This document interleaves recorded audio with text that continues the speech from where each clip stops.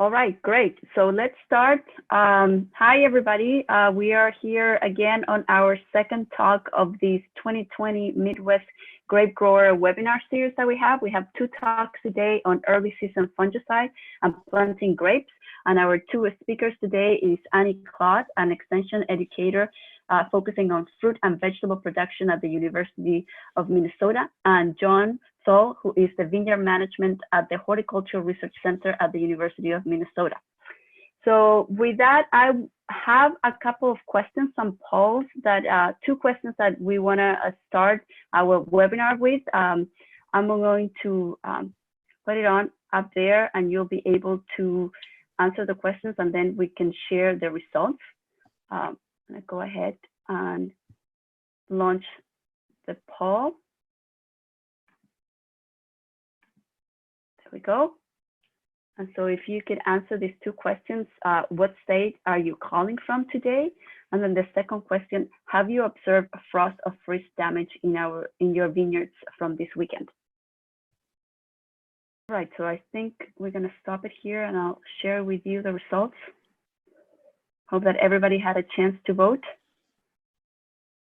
Here are the results. So we have 37% of the attendees from Minnesota and 39% from Wisconsin, and we have 7% from Iowa and 17% from other states. And then thinking about damage from the frost we had last weekend, we have 4% that says I have more than 50% of bad damage, 20% with less than 50% of bad damage, and 76% with no damage, which is wonderful. Okay, so I'm gonna take this out of the way, and I'm going to let Annie take over and start her talk. I'm gonna stop sharing. Annie, you can just go ahead and share if you want. Okay. And if you have any questions, you can either submit them to the Q&A, or you can put them in the chat. Both of them. Will try to answer all of the questions at the very end. All right, so I'm going to be talking about some considerations for spraying fungicides in the next few weeks, and then John Toole from the U of M Viticulture Research Program is going to be talking about practices for planting vines. So we'll each talk about 15 minutes or so, and then the rest of the time will be open for questions and discussion. I want to mention too, Amaya, who you just heard from, has a wealth of knowledge about vine nutrition as well as vine physiology. So if you have any questions about those topics, make sure you ask those as well today. So what I'm going to talk about first is implications of the weather we've been having on disease management.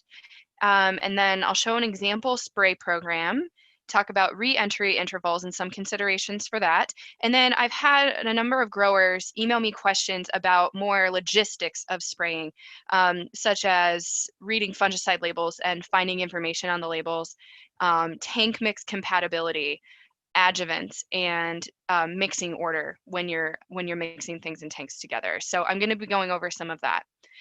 There are a number of things that we've been covering in previous webinars lately. So if you think, well, she's not answering what I wanted to talk about today, you can find that information in our previous webinar recordings, such as if you want information on details about black rot, anthracnose, and other diseases. I covered that a lot in December and a little bit on our April webinar here as well. We've talked a lot about choosing effective products for each disease on a couple of different webinars, designing a spray program, and then I did give 2 talks on bunch rots at the Cold Climate Conference and the Iowa Conference this past season. So for those first 3 topics, if you go to YouTube and you go to UMN Extension Small Farms channel, then if you click on that channel, it'll show you a list of a bunch of different videos that we've put out, and you'll find the webinar recordings there. If you want a copy of my presentation on bunch rots, I can provide that as well. So when we're talking about spraying before bloom, there are 5 diseases that growers in the Midwest should really focus on. Those are phomopsis, anthracnose, black rot, downy mildew, and powdery mildew. And then once you get into your post-bloom applications, that's when we start thinking about botrytis, bunch rot as well.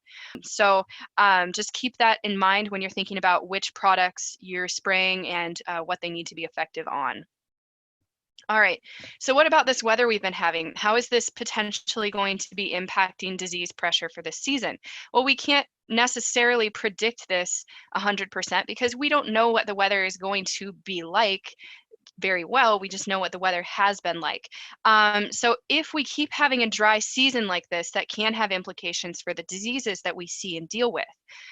One of them in particular, powdery mildew could be worse, but other diseases that really thrive in humid environments with a lot of rain, maybe we won't see as much of that. So what's precipitation been looking like this season? If you think that it's been dry in your area, you're probably right. So if you look at the orange and light orange colors on this map, that represents areas where the precipitation between April 1st and today has been between 25 to 50% of normal precipitation for this time of year. So it has been pretty dry. It's also been cooler than normal from April 1st to May 11th. This map is showing the departure from average daily temperatures for this time of year. And you can see that this scale doesn't even include temperatures above the average. It's all under. So it's showing basically for this entire Midwest region, average daily temperatures have been lower than normal for this time of year. So what does this cool, dry weather mean for grape diseases? Well, let's go through a few of these diseases briefly. Again, I'm not going to give all the details on these diseases. We covered them in previous webinars, but I just want to focus on what the weather means for these. So with Phomopsis, the spores are waiting on canes, trunks, and detritus, so things like mummies that are on the ground. They're waiting there overwintering, and they're waiting for the right conditions to actually germinate and spread and infect the vines. And this happens with raindrops. So raindrops fall on the plants, and we can't see it, but they're actually splashing around quite a bit. And that is what that fungus uses in order to spread.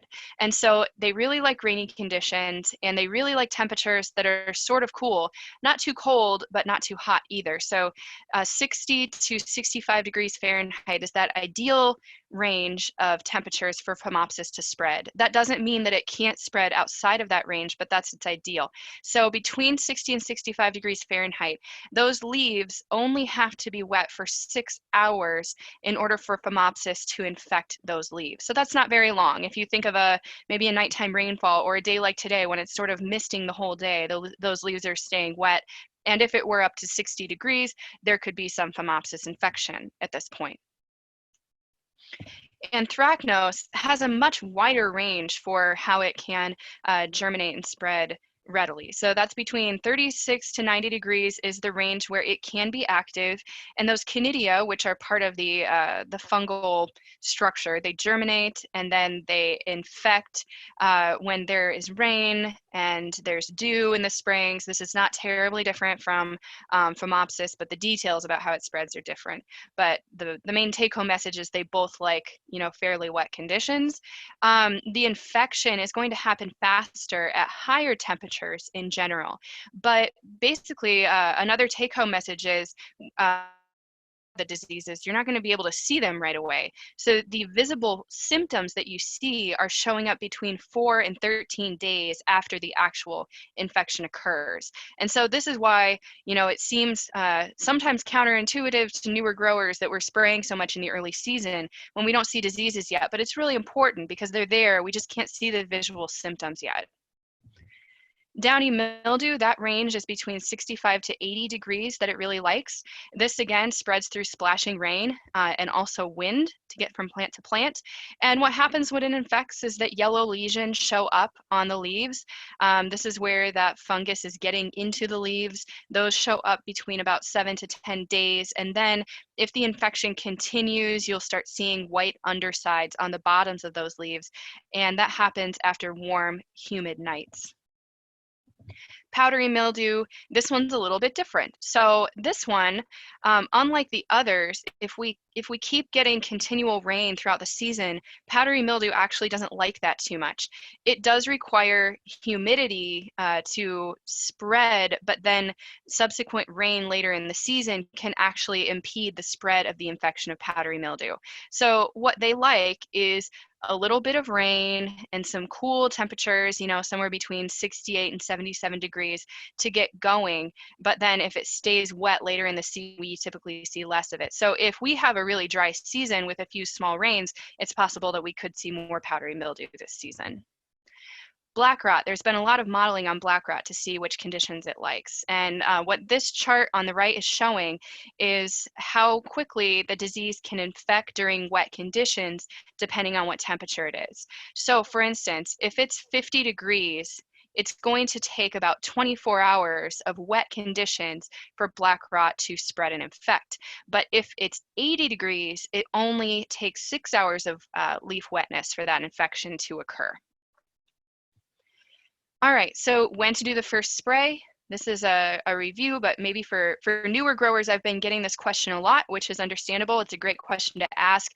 When do we actually do that first bud break spray?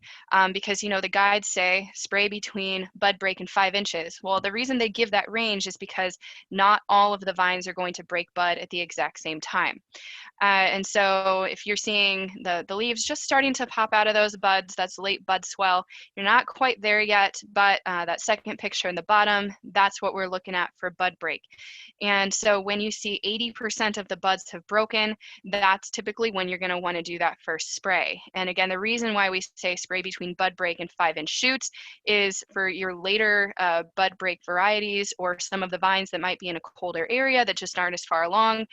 Those might be 5-6 inches long by the time some of the rest of them break bud.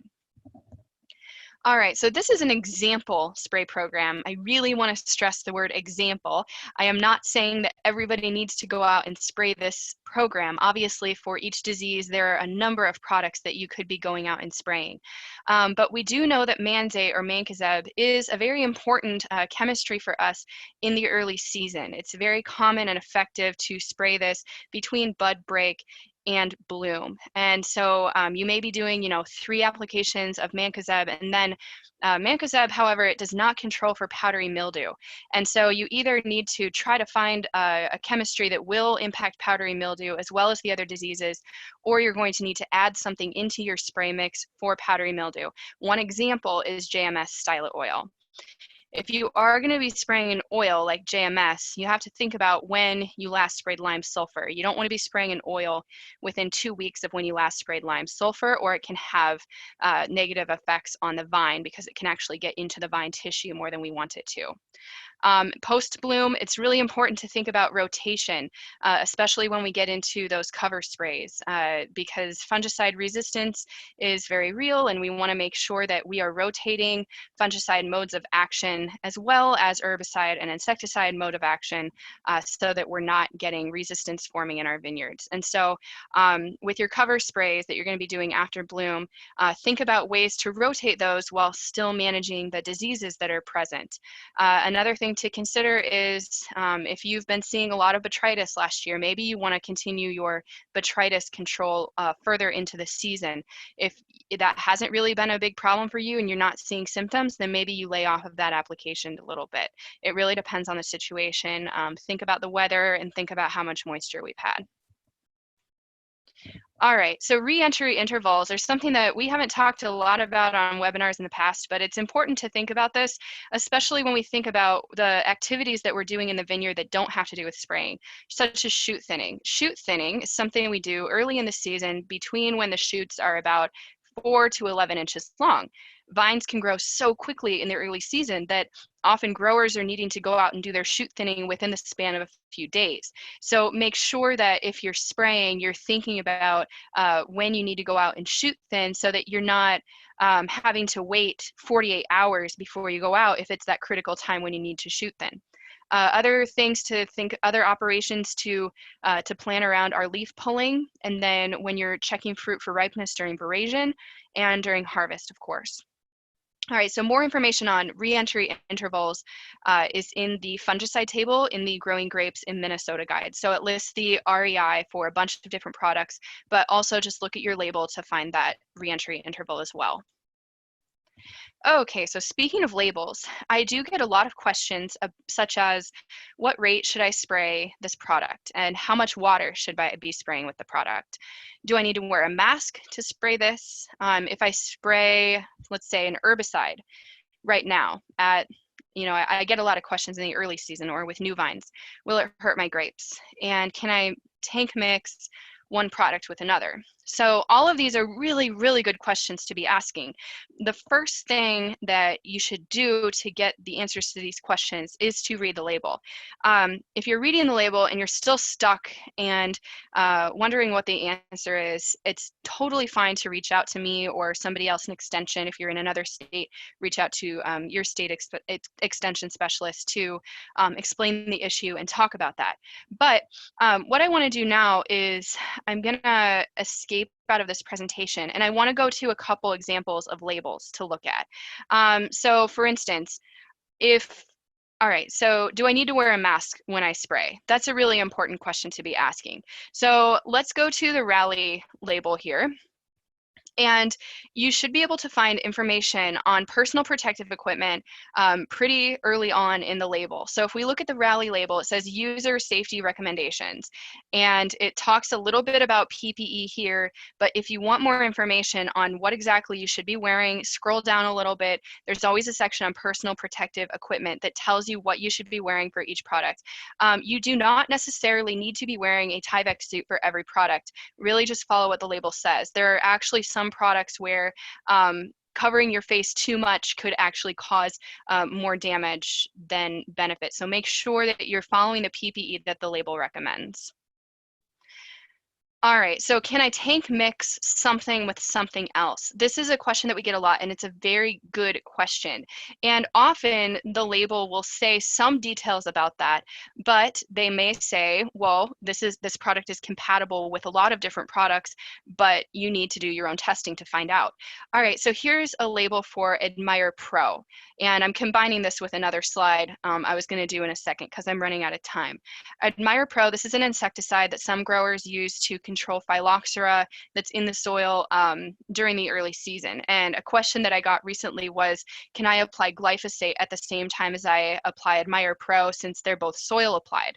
And so that's a compatibility question. So you can look at the label, and what I like to do with labels online is I click Control F on my keyboard, and then you can, I already had the word in here, but you can, that little finder box comes up, search the keyword that you're trying to look for. So I'm going to search compatibility. And then I'm going to see where in the label it mentions compatibility. And sure enough, it takes me to this page on mixing instructions. And it talks about how to figure out if Admire Pro is compatible with something else that you want to spray. In general, yes, we can combine herbicides and fungicides, but you need to make sure that the specific products are compatible with each other. And basically, I've been reading the Admire Pro label. It is compatible with a lot of things, but you need to make sure. And so it says to test the compatibility of the intended mixture in a smaller container, like a pint or a quart jar, and let that sit before you mix your entire tank full of it, because you need to know if something's going to precipitate out or become really gummy or snotty, or if it's going to have a negative impact on your plants. So it's important to test that on a small scale first. So if you're thinking about going out and spraying next week and you want to know if a mixture is going to work, do that ahead of time so that you have time to prepare and know if it's going to work before it's the day of and you're ready to go out and spray. All right. So that was the question that I just talked about. I've been getting questions about adjuvants as well, so I just wanted to define this real quick. So an adjuvant and a surfactant are actually two different things. An adjuvant is anything you add to a pesticide spray tank to make it more effective. A surfactant is the active ingredient in most adjuvants. So surfactant and adjuvant are not they're not synonyms. There are hundreds of adjuvant products, and there's too many for universities to test them all. So if people come to me wanting to know which specific adjuvant they should use with a specific product, there's a lot that would go into that answer, and there's a lot of different product choices. The two main types of adjuvants that we use are spreaders and stickers. And so spreaders, that helps the product spread out more on the leaf or the plant surface. A sticker helps it stay on the surface better. There are also a lot of different types of adjuvants, and this is not a complete list. A lot of the products that we use will recommend using either a spreader or a sticker. It depends on the product. And so this is another thing where the label will give you a lot of guidance about if you need to be using some type of adjuvant with that.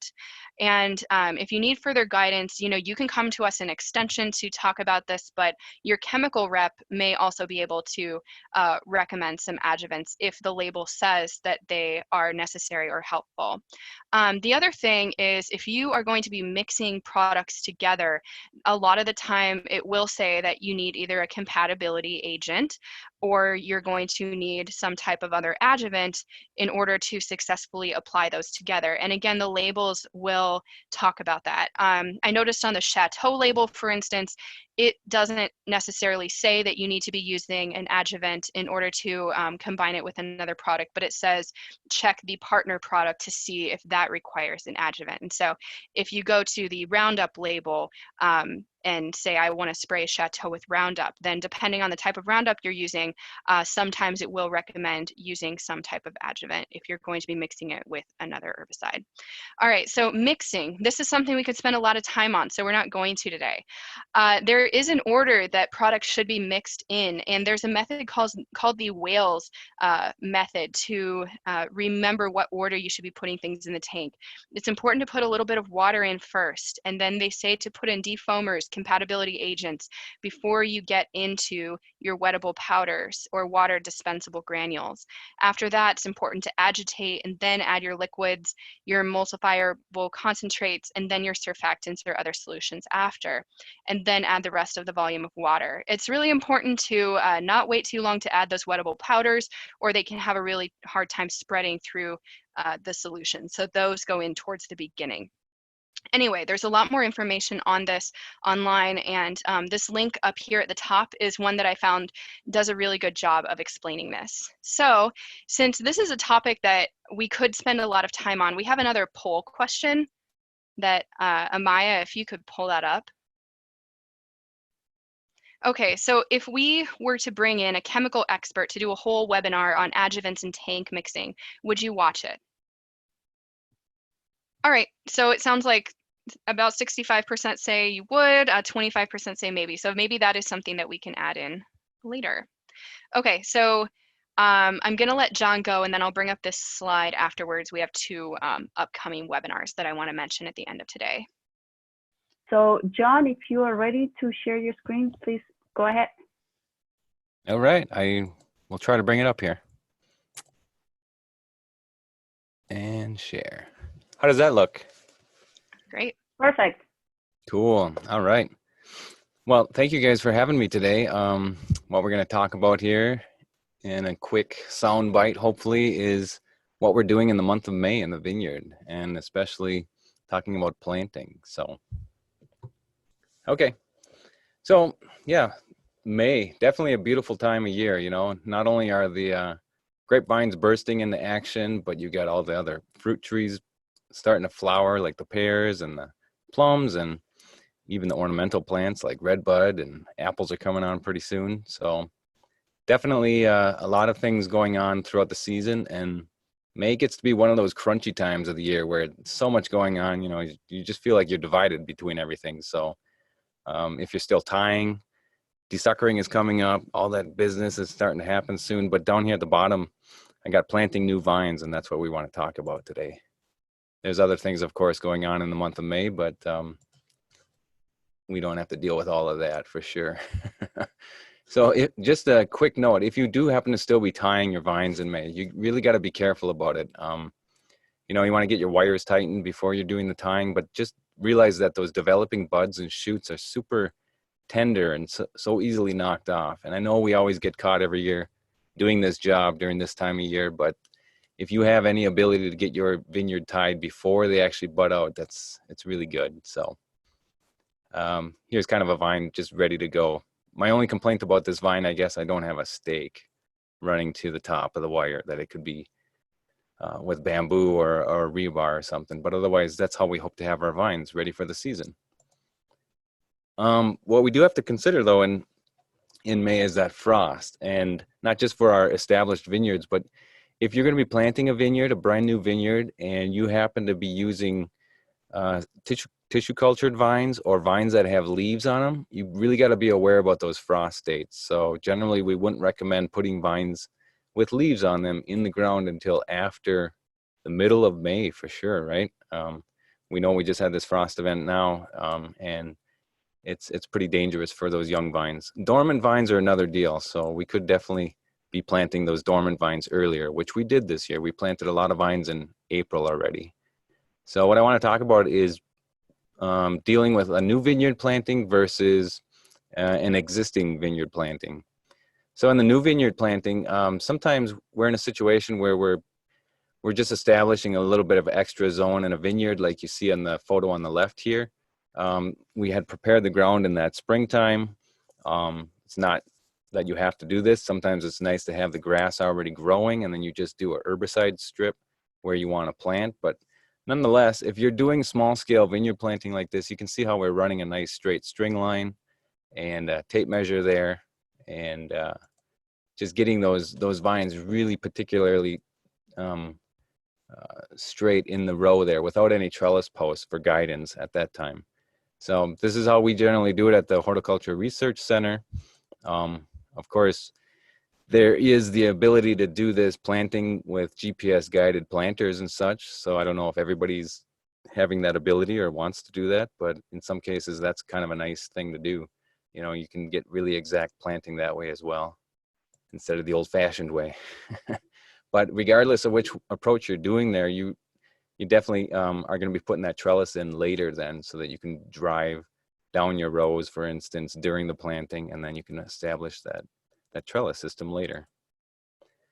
And let's look at existing vineyards then. If you're going to be planting into an existing vineyard, why would you be doing that? Well, maybe you're replacing vines, or you've got an old planting that you don't like anymore, something's not panning out for you. So you want to rip those vines up, probably at least a year earlier than when you plan to replant into there. We always rip out vines at the Hort Research Center because as part of the breeding program, we're getting rid of stuff that we don't need. Other things that are getting cold injured or winter injured, like these roots on this vine in the bottom corner, they're just not making the grade, so we get rid of those. So if you feel like you're doing that with your vineyard, just try to get as much of the roots out as possible before you go back into the ground. And then before you do planting, it's really nice to get in there with a tiller. One of these tillers that has sort of an offset steering handle is really nice to get in there and kind of grind up that soil, make it fluffy for yourself to plant into again, and help kind of chop up some of those roots so you don't have replant syndrome to deal with. So I just quickly put together a couple of pictures of just an example of planting vines in a patch of vineyard that already exists. And you could do this without a shovel. You could do it with an auger, for instance, which is kind of a lot easier, I guess, on the back. And you can get a lot done that way. Somebody can be augering the holes if you've got them marked ahead of time, maybe with a spray paint mark or something. Or some people use like lime chalk as a marker, because you might want to incorporate lime anyway. But at any rate, you don't have to drill down a super deep hole when you're doing this augering method. Maybe a foot to 16 inches, 18 inches at the most, you know, whatever's going to accommodate your vine. But don't go crazy in drilling a deep, deep hole, because it's just so much to backfill. And anyway, that hole generally is going to not backfill correctly, and you're going to have some settling that's going to go on during the summer with the rains. So I'm not using the auger in this photo. I'm just going to do it by hand, the good old-fashioned way here. And I got my tape line out there, so I know exactly where I want to plant my vines. I got a 24-foot span between post to post in this vineyard. And so my vines, I wanted to plant 6 feet apart for example, and these are going to be Itascas that are going in the ground. And so my first plant is 3 foot from the post, and the next foot, or the next plant, is going to be 9 feet from that post, or 6 feet from the other plant. Again, it would be really nice if I would have tilled this first, but you know, I was doing it in a pinch, so I didn't break out the tiller for this task. But it is a lot nicer if you do give a little bit of a fluffiness to the soil before you do this. Plus, it gets rid of weeds that might have been growing there already, and it gives you a nice clean space to plant into.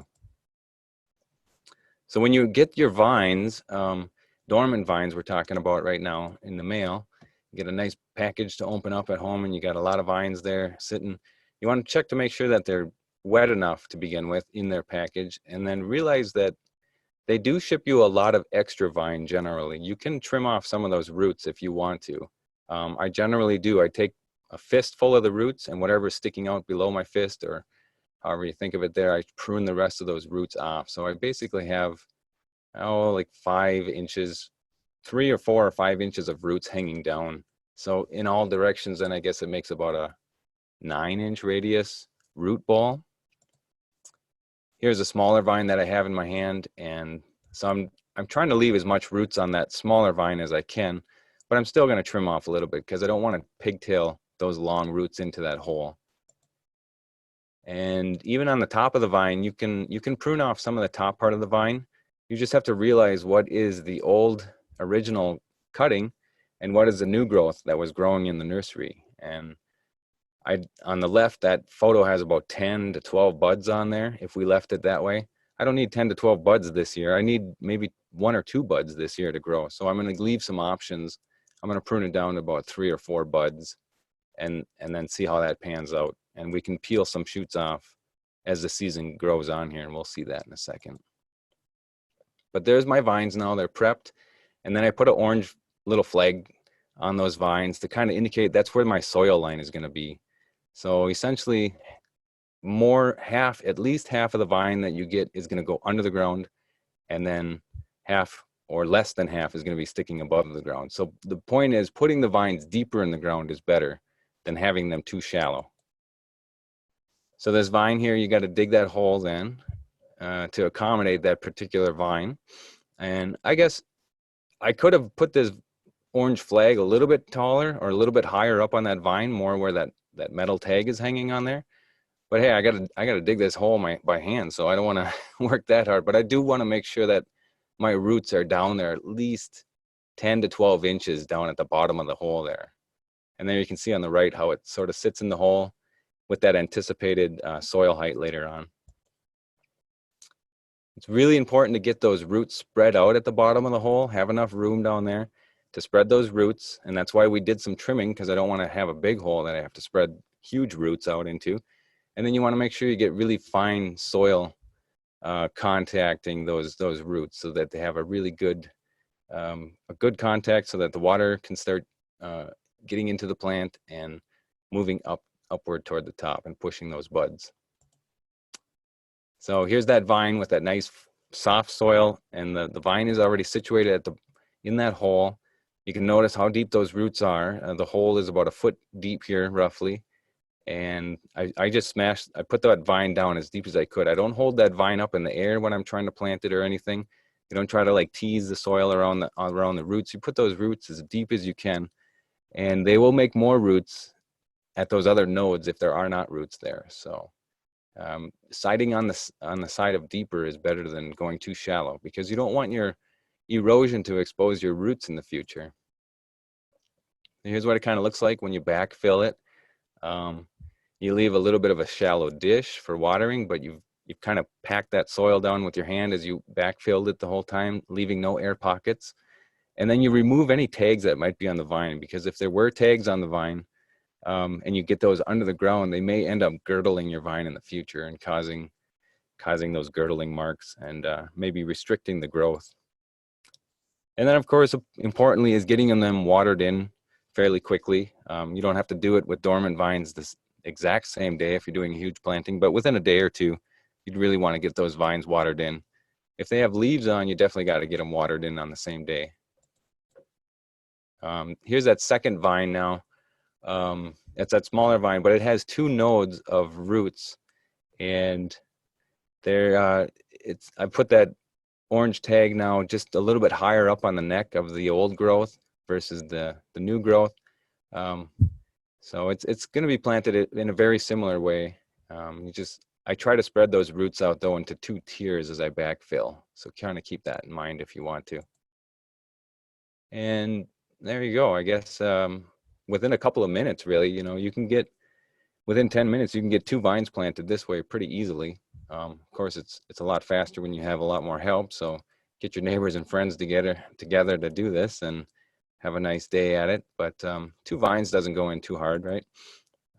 Nothing to it really. Here's a little side view of those vines that we just planted in there. And yeah. After that, I was going to mention that there's pre-emergent herbicides that we tend to use to keep the grass from growing, or the weeds from growing, and generally that would be like something like oryzolin, which I guess is surflan. So that's something that we generally put on fairly quickly to keep the weeds from coming. It can be sprayed on green growing leaves as well. You don't want to just sit there and slather it in the stuff, but if you hit green growth, it can be okay with surflan. And then from there on, you're going to train those vines. Now, you didn't really need to train. I didn't have to tape or strap this vine to the bamboo necessarily right now, but I just did it for the photo op to show you that you can use different tools for tying your vines up and guiding them up a bamboo stake or a rebar stake. I generally do like to use rebar in a more commercial setting, but in this temporary research setting, we use a lot of bamboo with these tapeners and green chain or egg ties and green tape. So as the season rolls on, your shoots are going to start growing, and you're going to have to make some good decisions on what you're training up. So that's where good skilled labor really comes in handy to understand that process. You don't want to just turn a bunch of kids loose in your young vineyard and let them kind of make indiscriminate pruning decisions on those young vines. But we're definitely just training 1 or 2 shoots in that first year to the stake, excuse me. And of course, you're going to have to continue to irrigate if it's a drier year, like maybe this year might turn out to be. So either with a water wagon like we're doing here in the photo, or you can lay trickle tape down or T-tape that can, all you got to do is just turn on the valve then and water from there. So where else are we at? Oh, training. We just continue training the vine throughout the season. So by July, if we're hitting the fruiting wire, in this case, this is a vertical shoot positioning trellis, VSP, I generally just bend my shoot over and keep training it along the wire so that we can build off of that growth next year. I know some folks like to clip that shoot tip and make the laterals force out, but yeah, there's no need for me to really slow down the growth like that. So by the end of the season on a high wire system, you can have shoots like this. In fact, this is the same vineyard from the same photo in the corner there. You can see, so like this vineyard where the bare ground is in springtime, that was probably May that year. And then this other photo was taken probably late August, early September. And that's about the time too when I'm getting ready to plant grass seed if I haven't had the grass seed already planted. Something that you want to get in because September rains really let the grass grow. And yeah, just think, it's only a mere couple of years and you're going to have fruit. So enjoy that time in between there, right? I do got to give a little plug for Itasca all the time because it seems to be looking really good and performing really well for us. And yeah, with that, I guess that brings us to about the end here. As my wife Jenny and my son Mason and Lucky, and Jenny always says, when in doubt, cut it out. So don't feel bad about pruning in your vineyard from time to time. So thank you guys. Great, thank you, John. We have several questions and we can start answer them. I know that at least we have about 11 questions. So I'm going to go back to our main screen, and I'm going to start asking some of these questions and let the panelists answer them. The first questions we have is, can you overspray your vineyard with fungicides? Yeah, you can, especially with certain fungicides. So one really important example is copper is a fungicide, and you don't want to be spraying too much copper on your vineyard. Some organic growers especially have a temptation to do this because it's one of the few effective modes of action that they have available to them.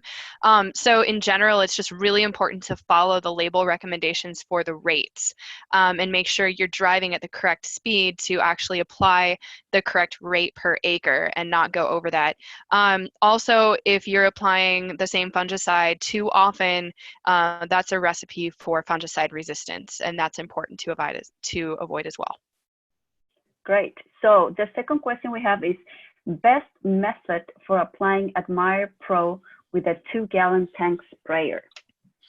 So yeah, I saw this question come up, and I wish I knew more about what specifically your question or concern is. So maybe email me individually, but you know, in my own yard, I use a 2-gallon tank sprayer, and obviously it's very small, so you're going to run out of product pretty quickly and have to refill. But just a couple tips: make sure you're still walking 3 miles an hour or so when you're using that. Make sure you're holding the nozzle far enough away from the ground that nozzle is spreading in the radius that it's trying to spray. So before you go out and spray, you can try it on pavement or something with water and look at the range that the nozzle is spraying when you get the nozzle closer or further away from the ground, and then just make sure you're going in even rows in order to apply that over the whole area. When you're mixing, agitate that a couple times in the process of mixing to make sure that you're getting a good solution as well. But you can email me if you want more details on that. Okay, great. So then we have a question about the slides. If can the slides be, the slides of this presentation be emailed? Yeah, I think we'll email them out like we did last time. Yep, to all the Great. attendees. So then the next question says, it's been a challenge figuring out dosage when the label specifies per acreage. I used a 4-gallon tank sprayer. In spring, it takes fewer tanks to cover an acre than in the middle of July. The amount of foliage determines how much spray is required in an acre. Any advice on how to interpret the proper dosage per gallon? Sure. And John or Amaya, feel free to jump in on this one as well. But the label should not only say how much of the product you should be applying per acre, but also it'll give a range of how many gallons of water per acre you want that product suspended in. So for instance, if something says that the upward side of a range is 100 gallons of water per acre, then if you have a 4-gallon tank sprayer, you're going to need to refill that quite a lot of times if you have a full acre, like 25 times potentially. So the label does give gallons of water. It also does give the ounces of the chemical per acre too. So for instance, if it says you want 6 ounces of product per acre in 100 gallons of water, then you know the amount of actual product you're going to be putting in a 4-gallon sprayer is very small. So you're going to need to use something like a pipette to measure this out. We get questions like this a lot from growers with smaller acreages, and so a pipette is a good thing to invest in if you're having to measure out something like a teaspoon to put in a small sprayer. Yeah, so John, do you have anything more to add on that? It's yeah, right. It's not super easy to spray. It's probably like a 4-gallon backpack sprayer or something. If I've had to do that before, I would mix up like a kind of a concentrated amount, but still in like a 5-gallon bucket, Mm-hmm. and then I would draw from that, and like maybe I wanted to split that 5-gallon bucket into 3 or 4 backpacks or something. So then I just take a gallon out of that concentrated bucket, and then I add the other 3 gallons to my backpack, and do that 3 or 4 times depending on what it is. Mm-hmm. But still, yeah, like the foliage, of course, throughout the season is getting different, so you're using more. Mm-hmm. It gets tricky. Yeah, but that's also why the label gives ranges for the amount of water to apply per acre, usually. So you can definitely alter that depending on how much foliage there is, while still making sure you're maintaining the same amount of product. Yep. All right, so the next question is for John. It says, it's from Matt. It says, although many people are not planting grafted vines, how would you plant differently if they were? Yeah, that's a good question. So you have to recognize where the graft union is, and then you just got to make sure that that graft union is staying 3 to 4 inches at least above your soil line ultimately. So, and if you're going to leave a little bit of a dish, remember that the soil will eventually erode back in. So you don't want that graft union too close to the soil for sure. Otherwise, it's going to self-root. The scion will root, and the rootstock will also be rooted on. But you'll be if the scion gets too much roots into the soil, then they can become phylloxera can kind of take those vines down. So this would be places that are dealing with you know, the European grapes generally, like in the Finger Lakes or somewhere, or California.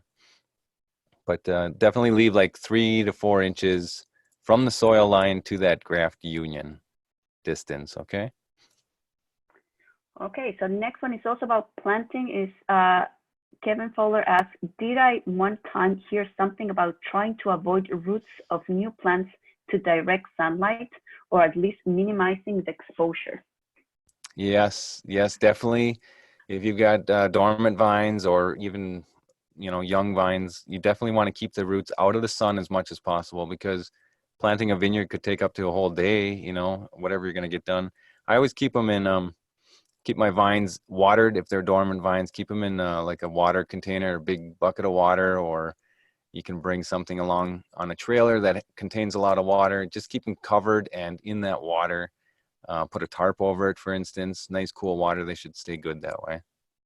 John, when we plant the vines here in our research station, we usually let them soak in water for, you know, a couple of hours, maybe 5 hours before we start planting. Is that something that you also recommend? Yeah, it's a good thing. I mean, especially if they're coming, getting shipped to you, and you held them over at your house for like a week or something before you planted them, you want to keep them in a cool condition if you have to do that, if you can't get them planted right away. But yeah, generally you could let them soak up to, you know, 12 hours, even a full day if you needed to. But you don't want to let them soak for like too long either. Like if it's 2-3 days in the water, then they can become hypoxic, or they need some oxygen too. So, but 5 hours is just fine. You could just put them in the ground straight away too if you needed to in a pinch, because they're going to get water once they're in the ground as well. Perfect. So another one about, can there be too much watering in when planting? We planted some in the rain last year and it was quite a bit muddy. We haven't yet been able to see how they turn out this year. Yeah, there's probably a limit. I mean, the watering in them in part is just fine. You know, you want good root contact, and then the water helps like eliminate all the air pockets and everything. But if it continues to keep raining and they're just soaked for like weeks on end, that can be detrimental to those vines. Otherwise, yeah, watering them in really good on a dry, like this year let's say you planted just in the last days, you definitely want to water those vines in really good, and then keep that up until it rains naturally. Another question about planting. Do you suggest a root stimulator / disease prevention to soak the vines before planting? I have not done that, so I don't really see too much of a need for it. Generally, the vines are really good at sending their roots out, even if I trim them pretty hard. You know, and disease prevention wise, I know there are some concerns about, you know, diseases these days and trunk diseases. So, but I really don't do that. And if you wanted to, you probably could think about it, but then you got to wonder about like handling those vines again. You know, some of disease prevention, that's going to be some kind of fungicide probably, and root stimulators too. You know, those growth hormones that you probably don't want on your hands or your grandkids or whoever it's helping you. I would second that. I do not recommend using any of those products. And some of the reasons is that most of the root stimulators are also, they come with the concept of microorganisms that are beneficial and that you're inoculating them, like mycorrhizas. But really what happens is that you are inoculating only the small little ball of roots that you're planting. And then when those roots start growing, which are the new roots, the ones that are actually going to be functional, they're not being inoculated with it, and they're not going to have that benefit. And also research many research studies have never really found a lot of benefits. So I don't think that it's worth using any of those products. Yeah, save your money. Yeah. So the next one, is it absolutely necessary to take out the old vine when planting a new vine in the same row? Or can one just cut the old one flush with the ground and plant the new one next to it? Yeah, that's possible. It's not the best way. I would rather see those old roots come out, because you give it a chance to get those old roots out. There's relationships that a vine builds in the soil with, microbes, and there's a lot of symbiotic relationships that it's an older vine can tolerate that. But when you put a young vine in that situation, sometimes those microbes can overtake or kind of hinder that young vine. That's what we're talking about with replant syndrome, which is kind of an amorphous term for all these things that we don't quite always fully understand that are happening. But I think it has a lot to do with those microbe relationships. So like, let's say you got a vineyard that has a lot of like old vines and a lot of phylloxera living down on those roots, for instance. You put a young vine into that situation, they may not be able to build enough new roots fast enough to get off to a good start. All right. The other thing I would add is if the vine isn't completely dead, then it could bring up suckers that are going to interfere with the new vine that you're planting. Also, yep. Good point. John, here somebody's asking if you're going to get in trouble for using Jenny's Stapler. Did you see that? Yes, I am. But don't tell her. She's not here right now.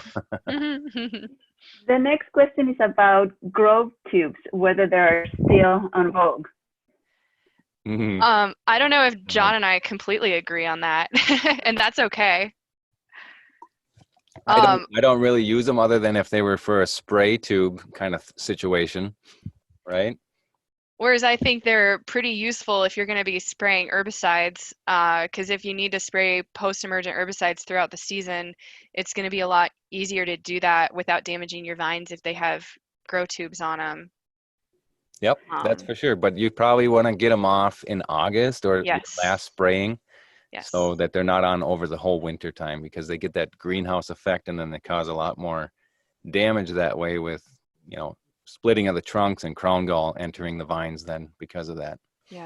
Yeah, it's super, super important. I still saw a vineyard I was driving past in Minnesota in December that had grow tubes on. That's a big no-no. They really need to get off of there. And, I have talked to a couple people who said, well, I keep my grow tubes on over the winter and it was fine. But I feel like you're just lucky if you get away with that. It can be really detrimental.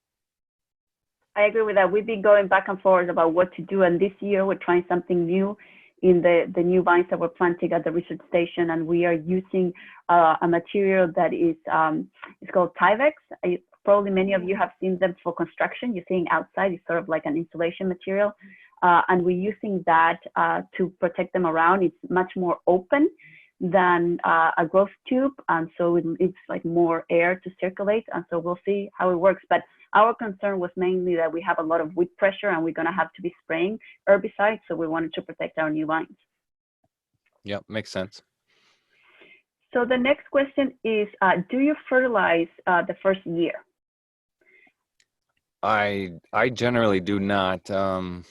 If you have a soil sample already in place, you understand your soil profile, you might want to tweak it ahead of time if you think it's too what do you want to say, like too alkali or something. You want to bring the soil down to a different pH level.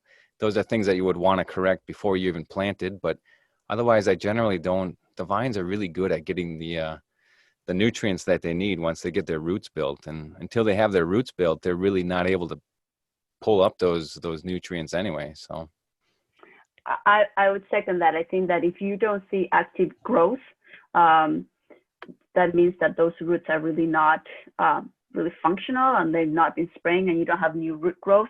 So I would wait. And if you are on a soil that might be very, very sandy and very low fertility, it could be an option. But otherwise, if you have a soil that you've amended and it's a relatively fertile soil, the vines should be fine the first year to be able to grow and develop properly. Yeah, they come with their own with their own like nutrients built into their their wood material that they recycle and reuse for shoot growth.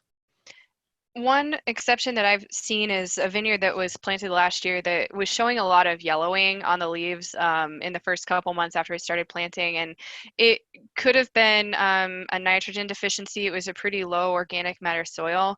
It also could have been due to poor root soil contact, though. So it's really hard to tell. It's important to take that soil test, I would say. Next question is recommended pre-emergent chemicals. I assume that's pre-emergent herbicide. Right, probably. With young vines, vines that are not bearing, I guess, I'm just going to use the chemical or the brand names because I can't think of the the other. But Surfland can be used for vines that are like non-bearing. Okay, so young vines, and then if you get into older vines that are bearing fruit, and they don't have suckers that you are needing to keep, you can move into Chateau or Tuscany or something. There's other ones out there too, if anybody wants to talk about them. And I just put a comment in the chat. If you look in the Midwest Fruit Pest Management Guide, there's an excellent herbicide list in there for both pre-emergent and post-emergent, and it gives some really good details on them. Yes, yep. Talk to your reps, chemical reps too. They have a good idea about all that stuff. So the next question is about spraying lime sulfur at bud swell.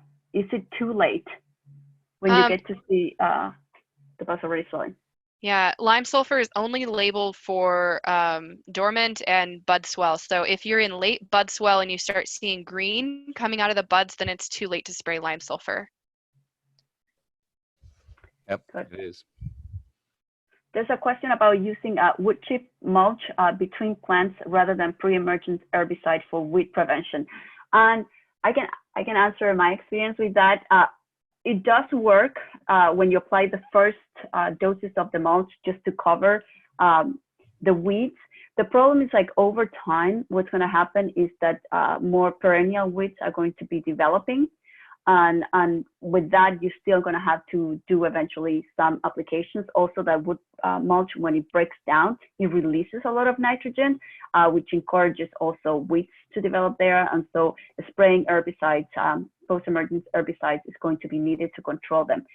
If it's new vines and you are planting them and putting mulch in there, one thing that I would keep an eye on is that mulch, because those wood chip has so much carbon, it will immobilize a little bit of nitrogen, and then your new vines might be a little bit deficient in nitrogen. So just to keep an eye on the color of the foliage. If they start getting yellow, it might be necessary to apply actually a little bit of fertilizer.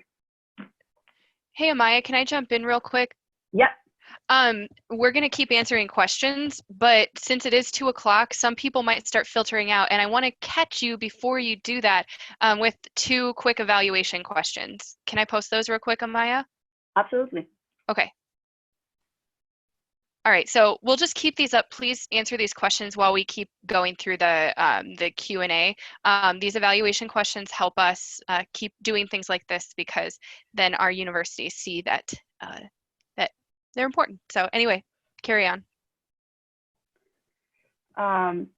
Somebody makes a comment about highly recommending going to get your sprayer license so you are taught how to correctly and safely spray various chemicals. Thank you for that comment.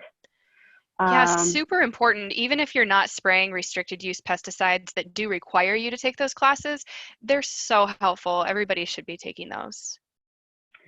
The next question is about, do we have foliar fertilizer sprays, example for boron? We did cover this in the last webinar that is posted, and you can actually watch it on YouTube. I think that Annie was just saying where you can go and find it. We have a post with the recording also in our website, fruit.wisc.edu. If you want to go and find it, it's also there. With Itasca, in high cotton, what suggestions would you have for spacing? So spacing high cotton for Itasca. I usually go about 6 feet apart. I am dabbling in some like tighter spacings at 4 foot apart. You know, if you have a 24-foot spacing between post to post or 24-foot panels, you can play with those numbers. You can go 6 feet is generally recommended. If you're really fertile soil, you can go 8 feet. I mean, the vines will fill that 8 foot up over time. But I'm trying to play with cane pruning Itasca a lot more. And to do cane pruning, you have to keep the canes kind of shorter. So I'm playing more in the 6 foot and even the 4 foot spacing end of things than going to 8 foot. All right. And if you want to do something wonky like 5 foot, then you got to have 25 foot post spacing. Thank you. Next question. Captain 80WDG is very difficult to fully dissolve. Any suggestions to aid in dissolving this fungicide? Warmer water, maybe? I don't know. Yeah, I don't have an answer for that, but I also would say the warmer the water, the faster anything is going to dissolve. Yeah, and you got to have a good agitator, I guess, to help keep mixing it. There might be some sort of adjuvant that you can put in to help with that. It might be worth a call to your chemical rep to ask. And never leave Captan sit overnight, right? It's basically rendered ineffective if it settles out a lot too. You don't want to leave it. If you have to spray whatever you mix up, you got to get it sprayed out of that tank. Okay, so next question. Anyone using drone mapping for vigor or disease analysis and or to deliver precision fertilizer applications or to spray fungicide? Thoughts on utilizing drones and intelligent software in vineyard management? So before I started working in Extension, I had a brief position at a startup company that was trying to use drones, also called UAVs, for monitoring crop fields, just like what you're talking about. The technology is relatively new, and it's something that's so technical that it means there's a ton of research that needs to be done on this before we really know how effective we can use it to develop recommendations for vineyards. And so if you fly a drone over a vineyard, and you have NDVI, which is a light index camera on the drone, the output that those consultants get is a map that shows basically the plant vigor in different parts of the field and how it varies between vines. But that doesn't necessarily tell you how much nutrient deficiency you have or how much disease you have, because all it's showing you is relative vigor throughout the field. So you still have to go to the vineyard to do scouting to figure out exactly what the problem is in those problem areas. I don't know if anybody's using those in the Midwest, but there are companies doing that out in California. It's just, again, I think it's a really cool technology. I think it still has a long way to go, though. Okay. Next question. Can you expand on the growth tubes over the winter thing? I heard to keep them on because of rabbits and deer problem. Yeah, the growth tubes, if you keep them on in the winter, they're going to act sort of like a greenhouse, especially come, springtime. They're going to warm up so much inside there that they can actually make the vines wake up and the sap can flow sooner than it should. And that with that cold freezing at night, they're more prone to basically rupturing their vessels like water pipes bursting from freezing. Think of it like that. So I would get them off in the winter. If you want to keep protection against pests like deer, rabbits, or mice, voles, you could put on what like the apple industry does with the apple with the tree guards that are these spiral plastic things that have like air breathing holes. That way it allows that temperature next to the trunk to be the same as the ambient outside temperature. I second that. So if I'm facing a need to both spray and do shoot thinning on the same weekend, I'm a hobbyist and I have a regular job, what is the better order, spray then thin or thin then spray? I would thin and then spray, because if you're going out on a Friday evening and you spray right away, depending on what you're spraying, it could be between 24 and 48 hours before you can enter the field again. So get your thinning done, and then you could spray at the end of the weekend before you go back home. This is assuming the weather is fine the whole time. So the next question is, how far apart should I plant marquette vines? It's a bit of the same answer with Itasca, but we didn't really address soil types and soil fertility with the Itasca either. So it really does depend on your site sometimes. If you got a very fertile black, rich soil, I mean, you can probably get away with spacing your vines farther apart. But if you're on a more meager, sandy type soil, that's when you want to tighten up those vine spacings. That's why in Europe and some of the places in California that are on more hillsides, rocky hillsides and whatnot, they're able to place their plants really tight because they're more restrained anyway in the amount of nutrient they get from those soils. But in some of our really blackland row crop type of soils that we're putting our vineyards in, sometimes it's probably better to have a little more spacing so those vines don't get so bushy and overcrowded anyway. So at least 6 feet then. 6 feet is kind of a good spacing no matter what, I guess, if you're in doubt. All right, so next question is, anyone use landscape fabric or weed prevention or other non-herbicide options?